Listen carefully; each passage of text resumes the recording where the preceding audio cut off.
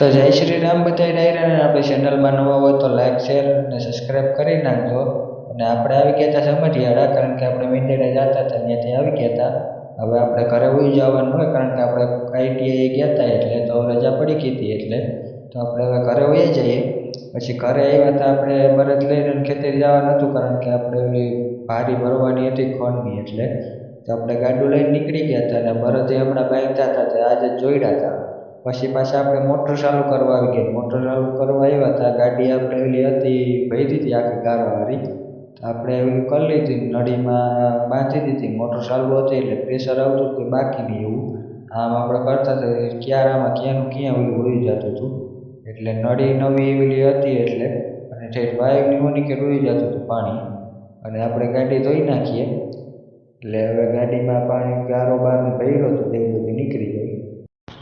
નળી એટલી મૂકીએ તો આખા ઓલી થઈ જતી હતી, કારણ કે પ્રેશર એટલું આવતું હતું અને નળી એવી હતી એટલે તો પછી પાછા આપણે આવી ગયા બીજે ખેતર, ત્યાં આપણે ફુવારા પાથરવાના હતા, એટલે તો આપણે ત્યાં આવી ગયા હતા ને ફુવારા પાથરી દઈએ। અને સામે ફુવારાનો થપ્પો પડ્યો હતો તો આપણે અહીંયા લાઈન કરવા નથી, કારણ કે એટલે પાણી લઈ જવાનું હતું વેચમાં નીક કરવી હતી એટલે